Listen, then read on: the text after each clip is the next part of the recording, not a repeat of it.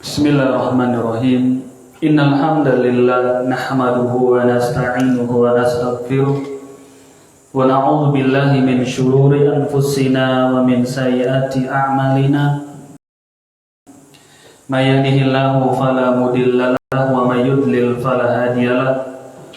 Asyhadu an la ilaha illallah wahdahu la syarika lah wa asyhadu anna Muhammadan 'abduhu wa rasuluhu.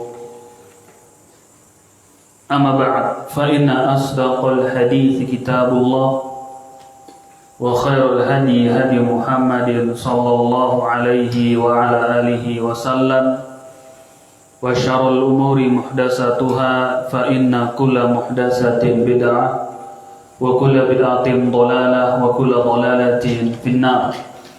Ma'asyiral muslimin, ayyuhal ikhwah, kita masih di awal bab yang ke-6, atau sebagian cetakan ditulis bab yang ke-7, yaitu minasyirki lubsul halaqati wal khayti wa nahwihima li raf'il bala aw daf'ihi. Lubsul halaqati wal khayti wa nahwihima li raf'il bala aw daf'ihi. Termasuk kesyirikan, yakni seseorang memakai gelang, benang, atau dari selain keduanya untuk mengangkat musibah setelah kejadian atau menolak musibah sebelum ia datang. Disebutkan diantaranya oleh Syekh Muhammad Ibn Saleh Al-Utsaimin rahimahullah di pekan yang lalu, bahwasanya ini adalah di antara kesyirikan. Karena penulis Al-Imam Muhammad Ibn Abdul Wahhab mengatakan minasyirki. Min di sini dalam bahasa Arab bermakna sebagian. Jadi sebagian dari kesyirikan atau termasuk dari kesyirikan, yakni seseorang memakai gelang, benang, dan selain keduanya untuk menolak bala. Untuk menolak bala. Kenapa? Dan sudah kita sebutkan pertanyaan ini, mengapa dimasukkan sebagai kesyirikan? Kenapa ini dijadikan contoh kesyirikan oleh penulis itu Syekh Muhammad bin Abdul Wahhab? Apa jawabannya? Kenapa memakai gelang, benang, dan selainnya untuk mengangkat bala termasuk dari kesyirikan? Kenapa? Karena orang tersebut menjadikan sebab yang sebab itu tidak disyariatkan oleh Allah. Oh iya, Hasan. Syukran. Karena orang ini telah menjadikan sesuatu ini, baik itu gelang, benang, dan selainnya, bukanlah sebab yang dibenarkan oleh syariat untuk menolak mara bahaya atau menghilangkan mara bahaya. Maka dijadikan termasuk kesyirikan. Ya, kita sudah sebutkan di pertemuan yang lalu mengapa ini dikategorikan sebagai kesyirikan, karena dia telah menjadikan sebuah sebab yang itu tidak dinilai sebab oleh syariat. Ini sudah kita bacakan dari keterangan diantaranya Syekh Utsaimin rahimahullah. Taib, ini juga kita akan bacakan dari kitab I'anatul Mustafid bi Syarh Kitab Tauhid, ya, karangan Dr. Saleh bin Fauzan bin Abdullah Al-Fauzan. Itu Syekh Saleh Al-Fauzan hafizahullah. Di sini akan saya bacakan keterangan dari beliau mengenai bab yang 7 ini. Terus sebagian masukkan bab yang ke-6. Itu bab termasuk kesyirikan lubsul halqati wal khayti wa nahwihima li raf'il bala aw daf'ihi. Termasuk kesyirikan seseorang menggunakan gelang, benang, atau selain dari keduanya untuk mengangkat bala. Perhatikan di sini keterangan dari Syekh Shalih Fauzan hafizahullah jalla wa ala. Beliau mengatakan munasabatu hadzal babi lima qablahu minal abwab anna syekh rahimahullahu lamma dzakara fil babil ladzi qablahu bayanu ma'na syahadati alla ilaha illallah wa tafsirut tauhid wa anna dzalika huwa ibadatullahi wahdahu la syarikalah wa tarku ibadati ma siwahu nasaba an yadhkura fi hadzal bab wa ma ba'da asya'a min asy-syirkil akbari awil asghar alladhi huwa diddu tauhid wa diddu syahadati an la ilaha illallah munaqqisun lahuma. Syekh Shalih Fauzan beliau menyebutkan berkaitan dengan bab yang ketujuh ini, mengapa yaitu Syekh Muhammad bin Abdul Wahab memasukkan atau memberikan judul sebagaimana sudah kita bacakan. Kenapa dimasukkan di sini adalah termasuk kesyirikan orang yang pakai benang dan seterusnya. Kata beliau Syekh Shalih Fauzan, bab ini itu bab yang ketujuh, dan bab-bab yang sudah kita pelajari atau poin-poin pembahasan-pembahasan yang sudah kita pelajari, anna syekh rahimahullah, yaitu syekh rahimahullah, yaitu Syekh Muhammad bin Abdul Wahab, beliau menyebutkan bab sebelum bab yang ketujuh, yaitu tentang apa bab yang keenam di situ. Syekh Muhammad bin Abdul Wahab sebelum menyebutkan bab yang ketujuh, beliau menyebutkan bab yang keenam tentunya. Apa judulnya bab yang keenam? Yaitu tafsir dari kalimat tauhid dan makna dari dua kalimat syahadat. Betul? Wa anna dzalika huwa ibadatullahi wahdah. Tafsir tauhid itu adalah beribadah hanya kepada Allah, sesuatu yang tidak. Jadi setelah bab yang keenam, kalau di buku antum kan itu bab yang ketujuh ya? Yang keberapa? Yang keenam. Bersama dengan di sini. Kemarin kayaknya ada yang bilang itu yang ketujuh lagi. Salah berarti. Hah? Yang hijau semungkin. Berarti kita bahasakan sebelum bab yang ke-6, yaitu yang pertama sampai yang ke-5, itu menjelaskan tentang tauhid, keutamaan orang yang bertauhid, kemudian makna orang yang bertauhid.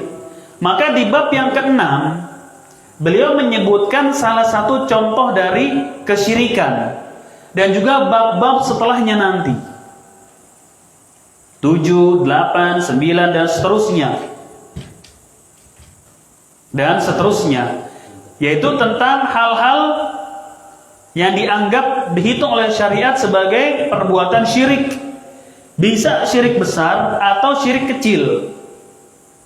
Ya, bisa syirik besar atau syirik kecil. Jadi intinya Syekh Shalih Fauzan menjelaskan 5 bab sebelumnya itu adalah sebagai muqaddimah. Ya, 5 bab sebelum itu adalah sebagai muqaddimah berkaitan dengan makna dari tauhid, keutamaan orang yang bertauhid, pahala bagi orang yang bertauhid dan seterusnya. Itu muqaddimah sebelum masuk ke inti dari kitab, atau termasuk inti dari disusunnya kitab ini, yaitu menjelaskan tentang kesyirikan. Thayyib. Wa qauluhu rahimahullahu taala, perkataan Syekh Muhammad bin Abdul Wahab, babun minasyirki, babun minasyirki, bab termasuk dari kesyirikan. Yang dimaksud kesyirikan di sini adalah min anwa'i syirki. Yang dimaksud kesyirikan di sini adalah, kata Syekh Shalih Fauzan, termasuk dari bentuk-bentuk kesyirikan. Bab termasuk dari kesyirikan. Maksudnya kesyirikan di sini adalah salah satu bentuk dari bentuk-bentuk kesyirikan. Yakni bukan ini saja bentuk kesyirikan. Paham? Bukan hanya bab ke-6 saja bentuk dari kesyirikan. Tapi syirik yang dimaksud oleh penulis di sini adalah di antara contoh-contoh kesyirikan, di antara keyakinan-keyakinan yang syirik, di antara perbuatan-perbuatan yang syirik. Berarti bukan ini saja, tapi di sana ada juga hal-hal lain yang dinilai oleh syariat sebagai kesyirikan. Makanya disebut minasyirki, termasuk kesyirikan. Maknanya kata Syekh Shalih Fauzan, min anwa'i syirki, termasuk bentuk-bentuk kesyirikan. Berarti bentuk kesyirikan itu banyak. Bukan hanya seseorang memakai gelang, memakai jimat, memakai tangkal untuk mengangkat bala saja, tapi ada hal-hal yang lainnya. Paham ya sini? Kemudian lubsul halqati wal khair wa nahwihima. Ya, disebutkan oleh penulis yaitu Syekh Muhammad bin Abdul Wahab, memakai gelang atau benang, memakai gelang atau benang dengan niat untuk mengangkat bala atau mendatangkan manfaat atau sebagai pelindung. Mimma yu'allaqu 'alal badan aw 'alad dabbah aw 'alas sayyarah 'alal abwab minal asya' allati ya'taqiduna fiha anna tadfa' 'ainal hasid wa anna tahrus al badan aw tahrus ad-dabbah aw tahrus sayyarata aw tahrusu al baita awil muttajir minasyurul wal mahadir. Kemudian makna dari memakai gelang atau benang di sini adalah sesuatu yang biasa digantungkan, dikalungkan, baik ditaruh pada badan manusia. Jadi biasa dipakainya itu digantungkankah atau diikat atau ditempelkan, macam-macam deh. Bisa di badan ditaruh. Berarti kan kalau bahasa Indonesia adalah jimat, ya kan? Jimat. Dia bisa ditaruh di badan. Biasa orang menaruhnya di badan. Banyak kan? Biasa bayi-bayi itu, bayi-bayi, anak-anak kecil biasa digantungkan kalung warnanya hitam dari entah ban apakah, karet-karet hitam seperti itu, nanti ada isinya kah? Atau dikasih kalung yang ada penitinya kah? Atau langsung penitinya ditusuk di tangan anaknya? Pokoknya ditaruh di badan. Biasanya orang memakainya di badan, digantung, ditempel. Kemudian ada juga yang meletakkannya, memberikannya, ditaruhnya kepada hewan ternaknya, di sapi, kambingnya kah, ayamnya kah, kelincinya kah, ikan arwananya kah. Aneh kali ya, kok digantungin di ikan cupang.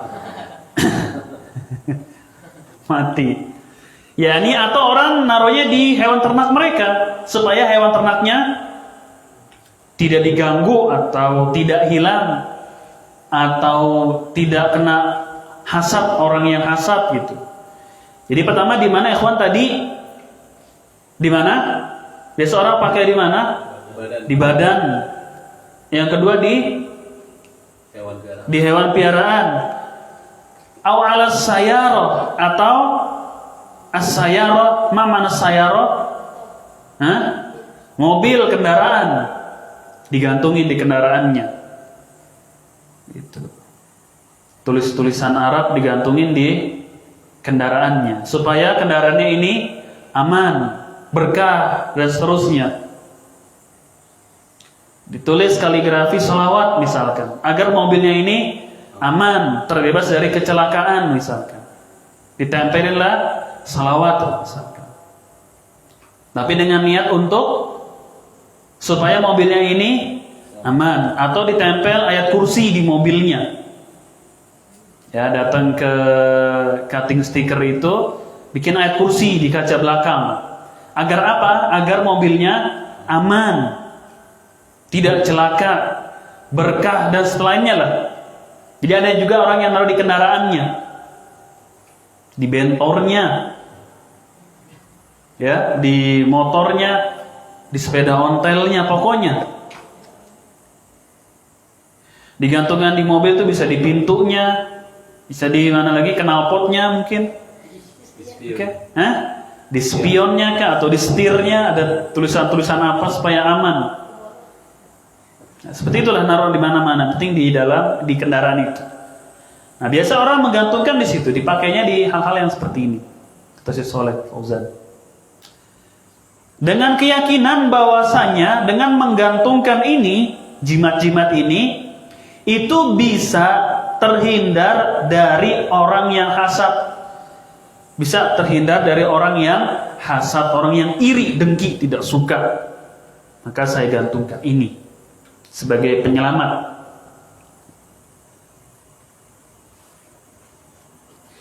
Ya, bisa menjaga jiwa seseorang, badan seseorang, kendaraan seseorang, atau tadi apa?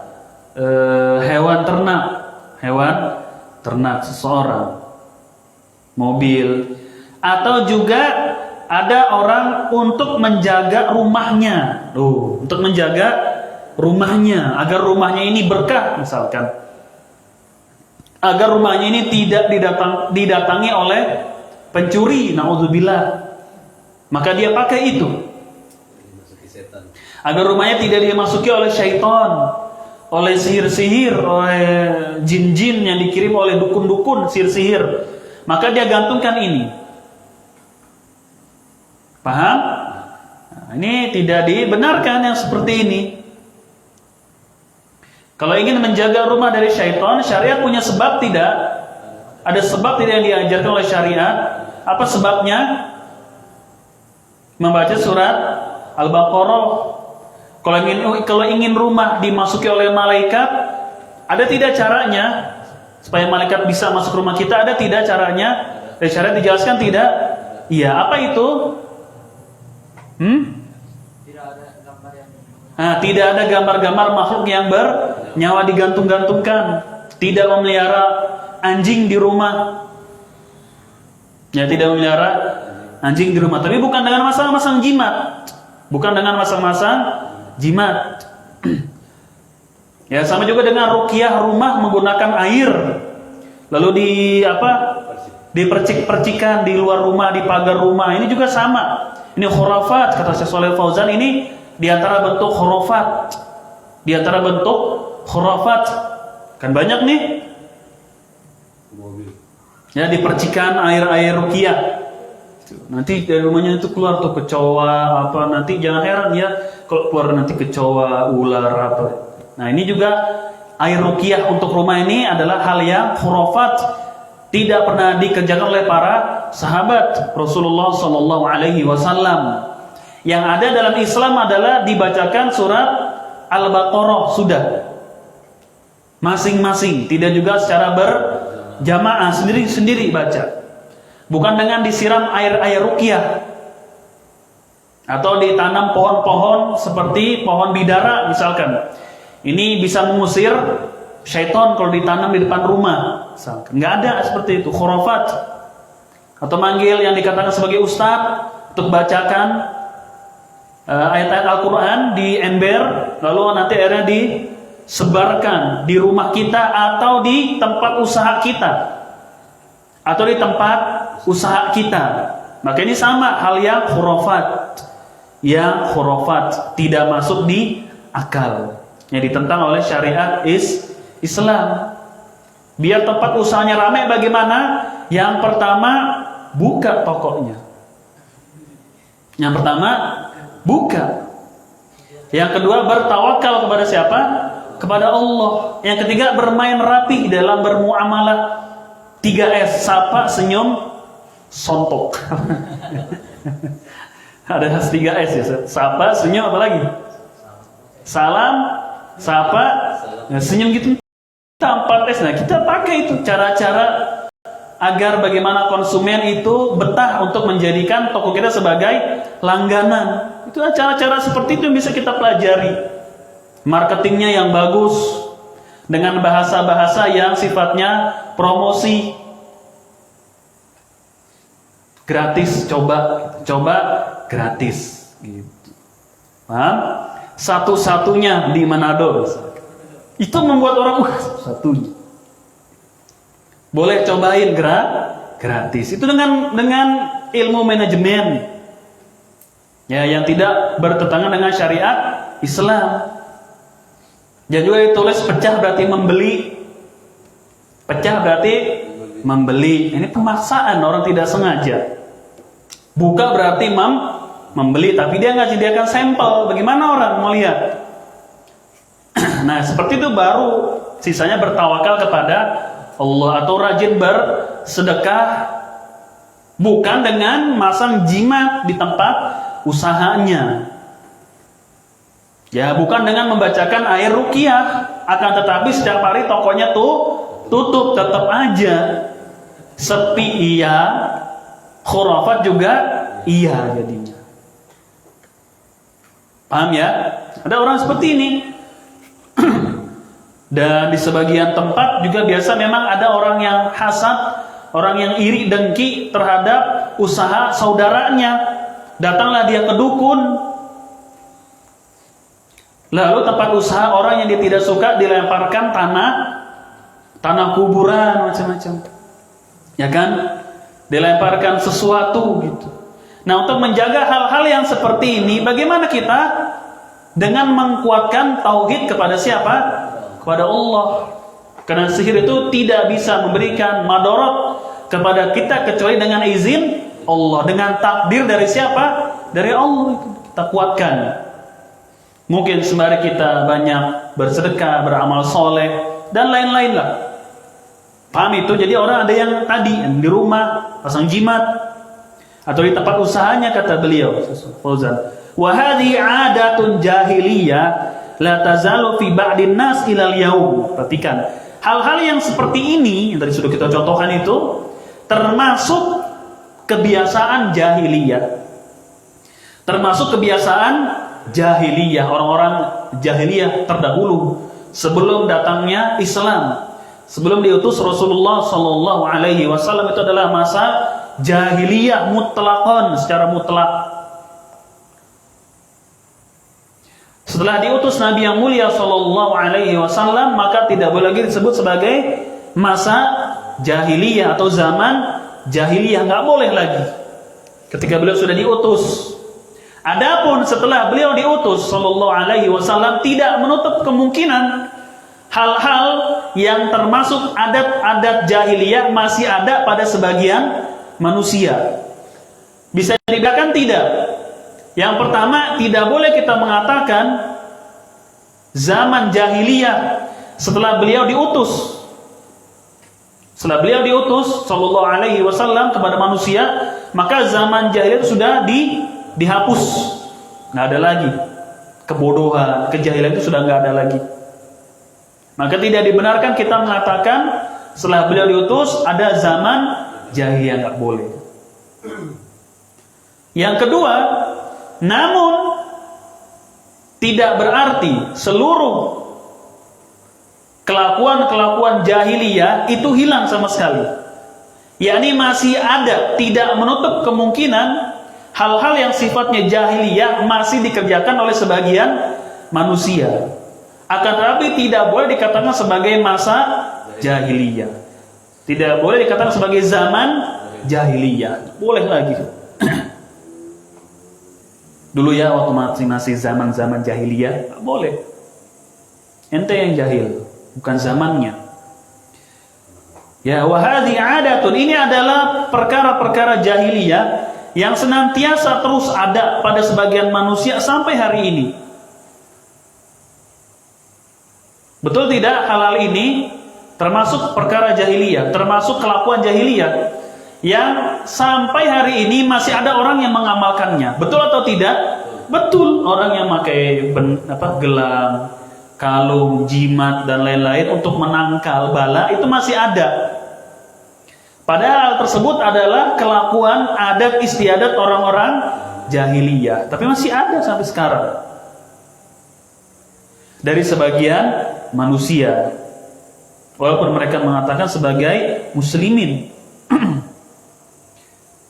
Bal tatazayyadu bisababil jahl, bahkan bisa bertambah terus disebabkan kebodohan orang, bahkan bisa bertambah terus disebabkan kebodohan seseorang. Makin bertambah bisa, lebih parah bahkan bisa, karena kebodohan seseorang.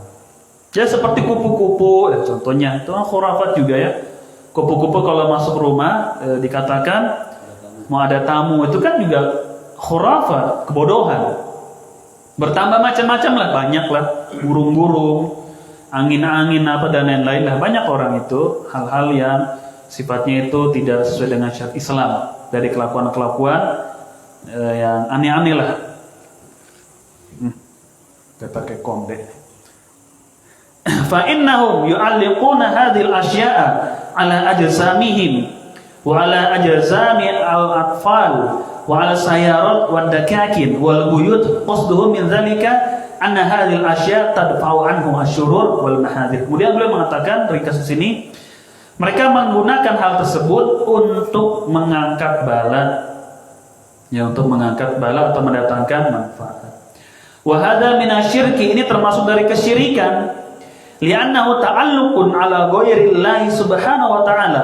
Kenapa termasuk kesyirikan? Di antaranya lagi, ini termasuk dari kesyirikan adalah karena seseorang menggantungkan terhadap sesuatu selain dari Allah Azza wa Jalla. Karena orang menggantungkan nasibnya, menggantungkan beruntung dan sialnya kepada selain Allah. Itu dengan kepada benang-benang tadi, gelang-gelang tadi, jimat-jimat tadi. Jadi dia menggantungkan kepada itu. Kalau nggak pakai ini akan terjadi demikian dan demikian. Itu juga di antara sebab mengapa ini dikatakan termasuk kesyirikan. Selain juga yang pertama sebabnya adalah ini bukan sebab yang dibenarkan oleh syariat. Yang kedua karena timbul ketergantungan terhadap selain Allah Azza wa Jalla kepada jimatnya itu, maka dia kalang kabut kalau jimat itu ketinggalan.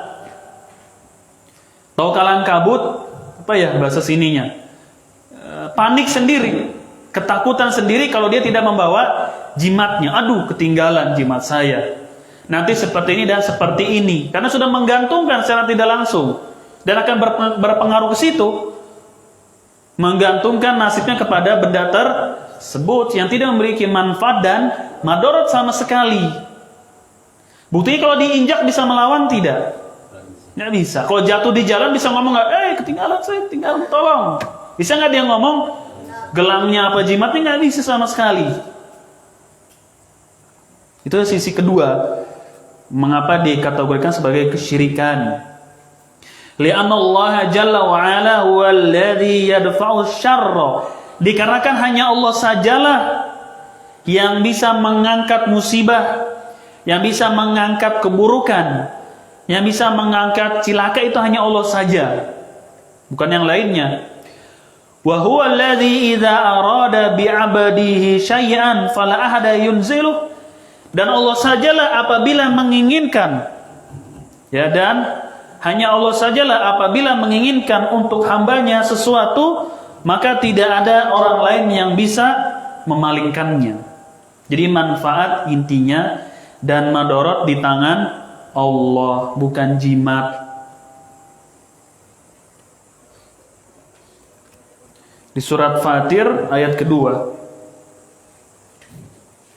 Itu bukan surat Fatir ayat kedua.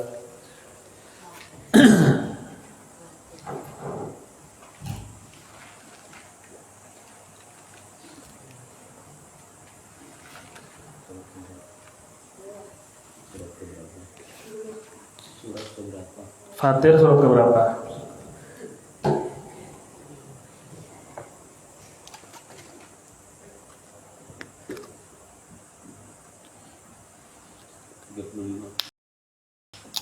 Surat ke-35.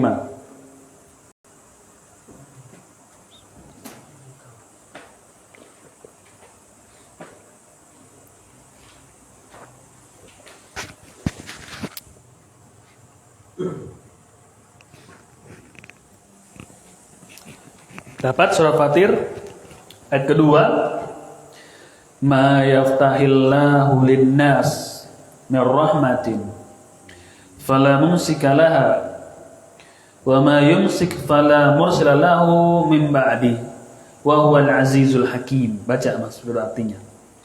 Apa saja di antara rahmat Allah yang dianugerahkan kepada manusia, maka tidak ada yang dapat menahannya. Nah, kalau Allah menginginkan kebaikan bagi hambanya, nggak ada yang bisa mencegahnya. Paham? Siapa berarti yang mendatangkan manfaat kepada hambanya? Allah. Bukan keris dan yang lainnya. Lanjut. Dan apa saja yang ditahannya, maka tidak ada yang sanggup untuk melepaskannya setelah itu. Dan dialah yang maha perkasa, maha bijaksana. Nah, dan ketika Allah tidak menghendaki sesuatu pada hambanya, nggak ada yang bisa untuk memasakkannya. Jadi semuanya tergantung kepada Allah. Al-amru kulluhu biyadillah. Segala sesuatu, kata Syekh Shalih Fauzan, di tangan Allah Azza wa Jalla. Fayajibu an tata'allaqal quluba billahi wa azza wa Jalla. Maka wajib kita untuk memiliki ketergantungan, mengikat hati kita hanya kepada Allah saja, serta mengikhlaskan ibadah hanya kepada Dia. Wa an la yukhafu illa min Allah azza wa jalla. Faman ta'allaqa qalbuhu billahi wa hadahu Allah fa innahu la yadurru syai'un illa bi idznillah. Karena apabila seseorang sudah menggantungkan hatinya kepada Allah saja serta mentauhidkan Allah, maka tidak ada madorot yang bisa mengenainya kecuali dia meyakini itu datangnya dari Allah. Ketika hati kita sudah terpaut kepada Allah, maka ketika datang madorot atau hal yang tidak kita sukai, dia tahu hal itu tidaklah terjadi kecuali dengan izin dari Allah Azza wa Jalla. Amma man ta'allaqa ala ghairillah fa inallaha yakilu ila ma ta'allaqa alaihi wa yabtalihi kama ya'ti. Adapun orang yang menggantungkan nasibnya, kecemasannya kepada selain Allah, maka Allah akan serahkan kepada benda-benda tersebut. Allah akan gantungkan hatinya untuk selalu terkait pada benda tersebut. Sudah, apa aja itu. Dan dia akan diazab dikarenakan senantiasa memikirkan benda-benda itu tadi. Jadi benar real ya, orang-orang yang biasa pakai jimat dan lain-lain itu kalau tidak membawa benda-benda ini, rasanya itu cemas, khawatir di jalan terjadi sesuatu, khawatir anaknya nanti terjadi sesuatu karena lupa ketika berangkat sekolah, anaknya lupa dikasih pesan. Nah, kalau mau sekolah ini bawa, lupa pesan, ketinggalan, cuma duit bapaknya aja yang dibawa. Tapi jimatnya tidak dibawa oleh anaknya, maka dia akan cemas. Jangan-jangan nanti anak saya terjadi sesuatu di jalan karena dia tidak membawa jimat ini. Allah gantungkan, Allah azab dia dengan hal tersebut, selalu terkait pada jimat-jimat itu. Paham sampai di sini? Ini muqaddimah atau sedikit tambahan dari Syekh Shalih Al-Fauzan hafizahullahu taala dalam menjelaskan bab yang ke-6 ini. Kalau ada pertanyaan, kami silakan. Pertanyaan, kita belum masuk nih ya. Azan. Pertanyaan, fadhol.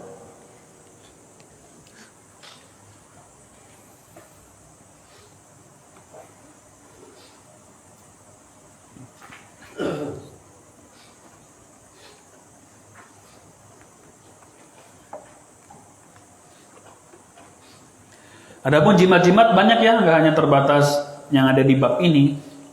Benang, hanya gelang saja tidak, banyak bentuknya, macam-macam. Ada juga yang bentuknya kertas, ada isim, sebutnya biasanya isim. Wapak gitu, wapak. Wapak, tahu ya wapak ya? Pernah dengar nggak? Kita beda daerah ya. Wapak, tahu kan tuh? Pernah ya, wapak ada itu, isim gitulah. Nah, biasa zaman-zaman dulu juga anak-anak muda tuh seneng gitu. Bagi yang sebagian ikut yang sebagian ya, nggak semuanya. Sebagian ilmu-ilmu bela diri juga ada yang pakai seperti itu. Ada memang, jelas. Maka yang demikian dia collab dengan asyaiton wal jin. Biar kata jinnya muslim lagi. Ya ada ilmu-ilmu yang seperti itu. Ada yang namanya isim, muafak dan lain-lain. Itu juga jimat yang orang pakai, orang bawa agar nanti di jalan itu aman. Ada pertanyaan? Silakan.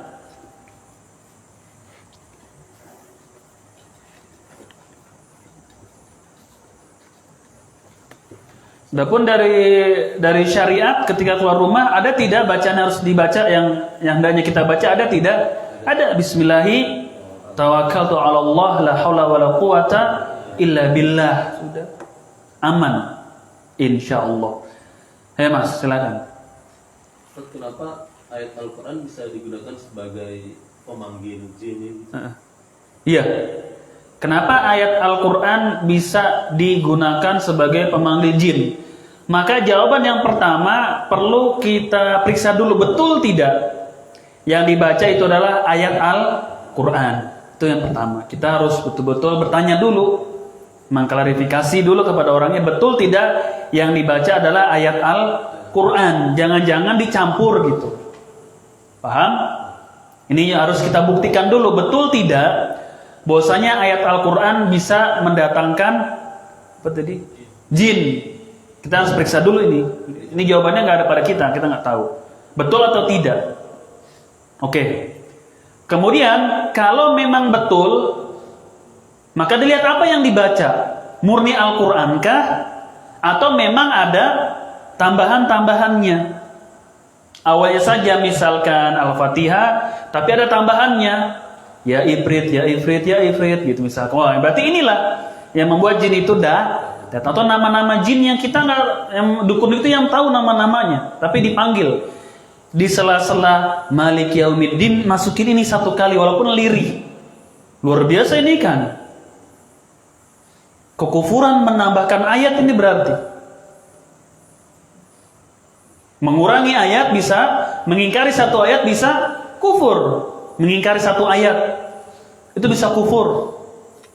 Ini juga dia menambahkan ayat, masukin nih, kita nggak tahu betul tidak yang dibaca adalah ayat Al-Quran. Ternyata nggak ada tambahannya. Oh, pantas jin itu bisa datang karena memang ada tambahannya. Maka yang pertama dicek betul tidak yang dibaca adalah Al-Quran murni. Paham? Salah, ada tambahannya. Oh, pantas jinnya datang. Paham? Yang kedua, betul murni ayat Al-Quran yang dibaca. Tapi dia membacanya dengan cara-cara tertentu. Misalkan dibacanya 1000 kali, diulang-ulang. Paham? Dia beribadah dengan bacaan itu selama 1000 kali. Ditentukan jumlahnya, bilangannya. Ini kan masuknya kepada bid'ah. Ini kan masuknya kepada bid'ah. Baca kulhu di pagi 3 kali, nanti di sore 3 kali. Al-Falaq juga 3 kali, An-Nas juga 3 kali setiap pagi sore. Tuh. Bid'ah tidak? Ya? Bid'ah atau tidak? Tidak. Setiap pagi pada subuh misalkan, atau sore nanti habis asar sampai maghrib baca 3 kali itu semua. Qul An-Nas Falaq. Bid'ah atau tidak? Tidak, karena bilangan itu yang menerangkan adalah syariat. Ditentukan bilangannya 3. Tapi dia menentukan sendiri. Baca ayat kursi 100,5 kali. Bingung gua juga setengahnya bagaimana. 100,5 kali misalkan dalam 1 hari. Ini kan berarti yang dibaca memang Al-Quran, tapi dengan cara-cara yang bid'ah, yang tidak disyariatkan oleh Allah dan Rasulnya. Maka tidak menutup kemungkinan datang kepadanya jin dan juga syaitan. Tidak menutup kemungkinan bisa. Mengerti? Jadi itu tadi. Mungkin jawabannya ringkasnya seperti itu. Betul, mengapa ayat Al-Quran dibaca oleh orang, tapi itu orang malah didatangi oleh jin. Maka jawaban yang pertama kita periksa dulu. Betul atau tidak murni Al-Quran yang dibaca? Oh tidak, ternyata ada tambahannya. Oh pantas. Memang awalnya saja kita baca, tapi nanti ada panggilan-panggilan kepada makhluk halus ya. Pantas dia datang. Oh enggak, murni Al-Quran. Lalu kita bagaimana cara membacanya? Apakah ditentukan bilangannya atau sambil tahan nafas? atau sambil jungkir balik dibacanya. Cara membacanya itu dengan tahan nafas kan ada. Atau di jam 1 malam di atas pohon sambil megang kepala ular kobra kan. Dengan cara-cara tertentu, ritual-ritual tertentu, maka tidak untuk kemungkinan itu adalah ritual untuk memanggil jin. Tapi kalau orang biasa mengaji murojaah datang jin atau tidak? Justru bisa mengusir syaitan. Dia baca ta'awud. Apalagi kalau niat meruqyah dirinya sendiri dengan baca Al-Qur'annya, justru bisa mengusir syaitan. Kalau orang normal baca Al-Qur'an datang jin nggak? Tidak. Kalaupun datang dia mengganggu agar kita berhenti. Kalaupun datang dia bukan murni karena Al-Qur'annya, dia nggak suka kita melakukan amal soleh. Akhirnya diganggu agar kita berhenti, tutup sudah tidur, diganggu. Dan ini dialami oleh sebagian orang yang mereka rajin beribadah di malam hari. Suka digangguin oleh jin, bukan karena sholat malamnya, bukan karena nuntut ilmunya, bukan karena bacaan Quran dia, tapi jin itu datang mengganggu dia agar selesainya sudah, tidur aja sudah. Diganggu, datang jin itu untuk menyelesaikan ibadah dia. Dia baca Quran misalkan sendirian di rumah. Tiba-tiba pintu atau terasa kayak di belakang ada yang bagaimana lah, itu jin datang bukan karena bacaan Qurannya, tapi ingin menggoda dia. Kipas angin mati sendiri, nyala lagi, mati lagi, nyala lagi sholat mati, ya, nyala lagi. Ada suara atau padahal di rumah sendirian, lagi sholat malam misalkan. Lampu tek nyala tahu-tahu. Wah, saya sholat malam didatangi oleh jin. Ternyata jin itu bukan karena sholat malamnya dia datang. Musibah amat sholat malam mendatangkan jin. Musibah sekali baca Al-Quran tengah malam mendatangkan jin. Enggak seperti dia pun kalau datang ingin mengganggu kita. Banyak itu dialami oleh sebagian orang. Dan ada sebagian yang bertanya, itu jin datang untuk mengganggu kamu agar kamu itu tidak sholat, agar kamu itu tidak baca Al-Quran. Maka kalau terjadi yang demikian, lanjut terus, sudah. Ya, lanjutkan terus. Ada sebagian, kalau saya pendongeng saya ceritakan. Ada pertanyaan yang lain? Ada. Ya, silakan. Kalau bikin stiker terus doa, tulisannya doa macam di Al-Quran kan ada Ya. Subhanalladzi sakhkhara lana hadza wa ma kunna lahu muqrinin. Itu doa naik kendaraan ya Ustaz? Iya, betul. Nah, itu kalau dibikin stiker ditempel di kendaraan boleh Ustaz? Kalau sebagai pengingat, pembantu, wallahu alam, sementara boleh. Tapi kalau sudah hafal, sudah copotin aja, kan bisa dihafal. Misalkan dia belum hafal nih, tempel lah di kaca mobilnya, set. Kebetulan panjang, akhirnya kaca ketutupan semua. Tempel gitu, hanya sebagai pengingat dia, supaya sambil menghafal gitu. Paham tidak? Tapi kalau dia sudah hafal, sudah bisa, ya udah cabut aja. Ya, cabut saja. Karena doa-doa itu bukan digunakan untuk hal seperti itu, apalagi dijual-jual misalkan. Bukan untuk itu dia disyariatkan doa-doa itu bukan untuk ditempelin gitu loh. Kalau sebagai pengingat saja di awal mungkin boleh karena dia suka lupa bacaannya ya. Lupa bacaannya, akhirnya dia tempel. Sudah ingat, sudah hafal, sudah cabut aja sudah. Toyib. Adapun agar dia ingat terus ketika dia naik kendaraan, hal yang sudah kebiasaan, itu sudah nggak usah diingatkan, pasti kita otomatis baca sendiri. Paham nggak? Hal yang sudah kebiasaan kita nih, kita naik kendaraan, kalau sudah biasa baca, itu nggak perlu lagi ada tempelan, kita sudah akan baca sendiri. Kalaupun lupa, kita nggak diazab karena itu. Allah tidak menghitung kita sebagai perbuatan dosa kalau naik kendaraan nggak baca doa. Itu bentuk afdoliyah, keutamaan, ada pahalanya, sunnah, mustahab, disukai. Orang naik kendaraan ada zikirnya. Tapi kan kalau dia tidak baca itu dosa tidak. Jadi nggak usah lagi tempel-tempel hal yang seperti itu. Kalau memang sebagai pembantu dia di awal belum hafal, Allah alam, kalau memang caranya cuma itu bisa aja nggak apa-apa. Kalau memang caranya hanya itu. Tapi kalau ada cara lain juga bisa sebenarnya. Kalau ada cara lain bisa, seperti di buku-buku tentang zikir bisa juga kita baca, kantongin. Karena dia khawatirkan itu, terkadang kan itu udah ada ayat-ayat, sebagian doa kan ada ayat-ayat. Kemudian minimal hadis-hadis Rasul Shallallahu Alaihi Wasallam. Takutnya ini digunakan bukan pada tempatnya gitu. Ya, terkena benda-benda yang najis takutnya kan. Oke? Atau kita masuk ke tempat-tempat yang kotor, di situ ada ayat-ayat Allah, itu kan kurang bagus gitu loh. Paham nggak? Jadi kalau ada cara lain sebaiknya nggak usah. Untuk supaya ingat Ustadz, ya dibiasakan. Ustadz, untuk bantu saya Ustadz, kalau saya belum terlalu hafal, saya tempel. Ada cara lain nggak? Nggak ada. Menurut kamu nggak ada? Menurut saya ada. Apa cara lain Ustadz? Beli buku zikirnya, kantongin di sini. Tapi suka ketinggalan Ustadz, yang pintar ngeles lu ya. Suka ketinggalan Ustadz. Oke lah, sementara mungkin. Sampai kamu hafal, nanti juga akan terbiasa, sudah cabut. Karena itu doa bukan digunakan untuk ditempel dan lain-lain. Paham tidak kira-kira seperti itu?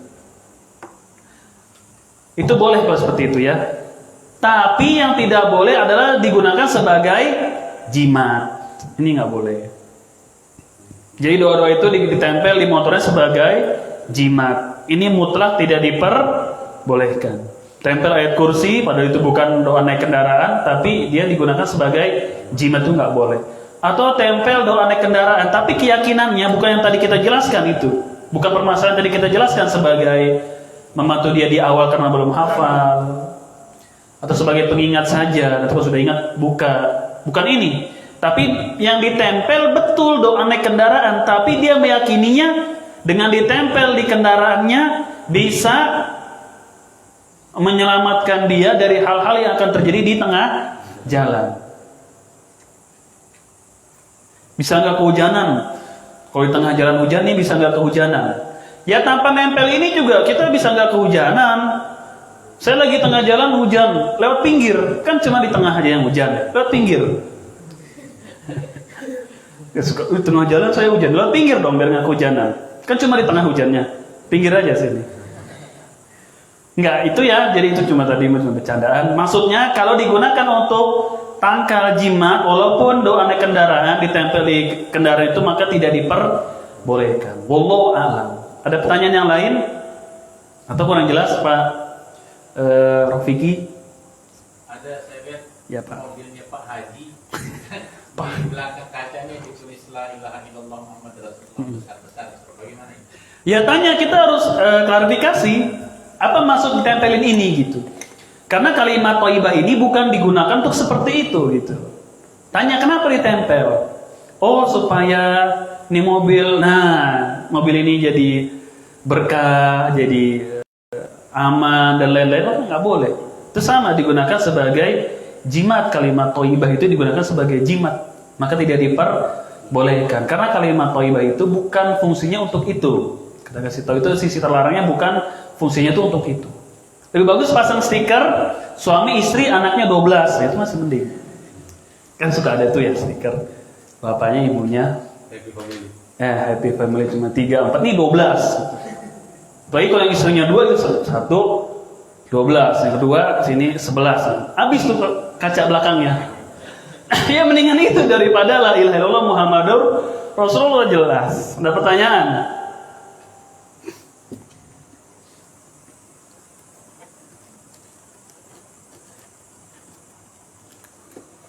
Nah, isinya nih. Habis. Pertanyaan di luar. Boleh Pak, silakan Pak. Iya, silakan. Bebas. Di Indonesia kan setiap tahun itu diadakan musabaqah tilawatil Quran. Itu menurut pandangan ulama salaf bagaimana? Iya. Musabaqah tilawatil Quran boleh nggak apa-apa, itu sifatnya prestasi, nggak apa-apa. Asal pelaksanaannya tidak melanggar syariat, seperti tidak berkumpul antara laki-laki dan perempuan. Bagus nggak apa-apa lomba-lomba musabaqah Al-Quran, boleh. Itu sebagai wasilah kaum muslimin untuk rajin giat menghafal Al-Quran boleh saja. Ya, kemudian tidak juga dijadikan sebagai ajang apa bangga-banggaan, apalagi bisa kalau membawa kepada riya bagi orang-orangnya, maka ini kembalikan kepada orangnya, atau dijadikan judi misalkan, maka ini tidak diperbolehkan. Adapun kalau pelaksanaannya aman-aman saja, bersih-bersih, nggak apa-apa. Kita pun biasa di pondok-pondok pesantren suka ada lomba hafalan Al-Quran, ada. Boleh nggak apa-apa sebagai motivasi bagi kaum muslimin secara umum. Asal pelaksanaannya itu ya tadi tidak melanggar syariat, tidak ada tambah-tambahan apa-apa dan lain-lain, nggak campur baur cowok dan cewek misalkan. Itu boleh aja, nggak apa-apa. Ya pesertanya juga ya gratis, nggak ada uang daftar A, daftar B. Nanti kalau yang nggak menang yang nggak dapat. Ya ini maka boleh, nggak apa-apa. Ada pertanyaan yang lain? Sambungan yang kajian hari Sabtu. Ya, silakan bebas. Sesuatu dikatakan waktu itu dikatakan bermanfaat ketika misalkan seperti sekarang kan kita lagi kajian. Nah, kajian ini kan waktu yang bisa dikatakan waktu yang bermanfaat. Tapi dikatakan bermanfaat ketika ilmu yang didapat di kajian itu diamalkan, Ustaz. Iya. Itu baru dikatakan waktu bermanfaat. Enggak. Pemanfaatan waktu itu dengan hal ketaatan bermanfaat. Adapun mengamalkan ilmu itu tuntutan dari ilmu itu. Paham nggak? Tapi kita sudah menghabiskan waktu dalam rangka mencari ilmu. Itu waktu-waktu yang bermanfaat buat kita. Adapun mengamalkan ilmu ini bab yang berbeda lagi. Paham nggak? Jadi kita menuntut ilmu syar'i datang ke kajian. Itu waktu yang kita gunakan dalam hal yang ketaatan insya Allah dengan niat ikhlas dan semuanya. Itu waktu yang manfaat buat kita.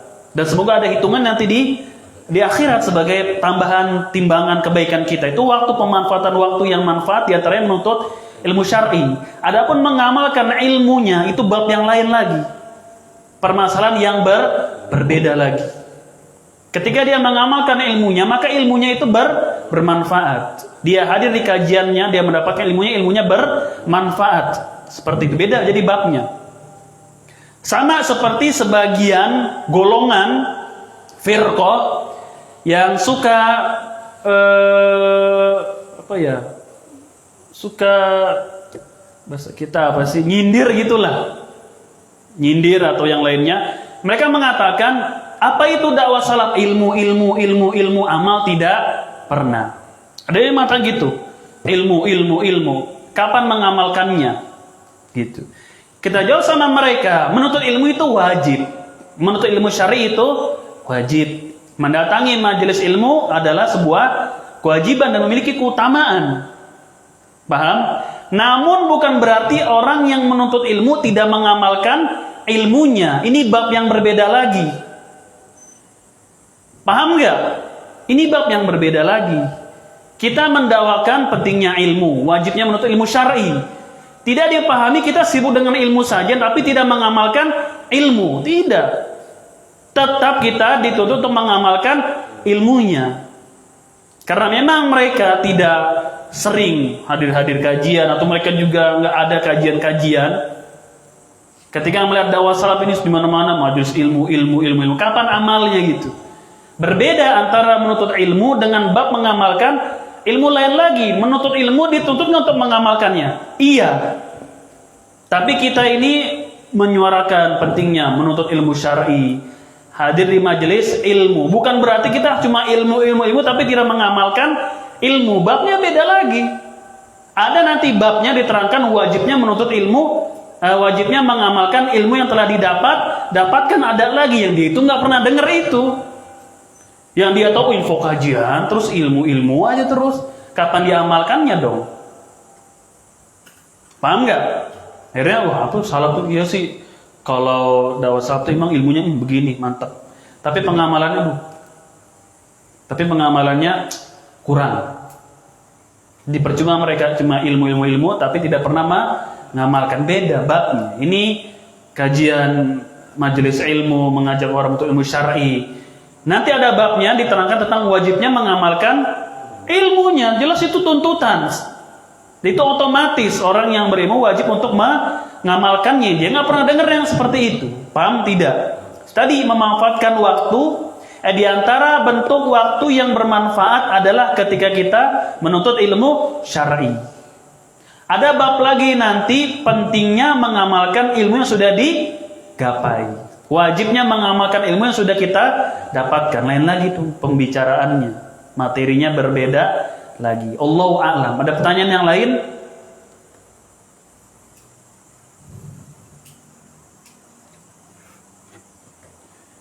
Cukup sampai di sini pertemuan kita. Insyaallah taala kita akan masuk di pekan yang depan, Kamis pekan depan, langsung di syarahnya, penjelasannya dari bab yang ke-6. Penjelasan dari bab yang ke-6 kita akan bacakan kalimat per kalimat. Insyaallah taala. Subhanaka Allahumma bihamdika asyhadu an la ilaha anta astaghfiruka wa atubu ilaik.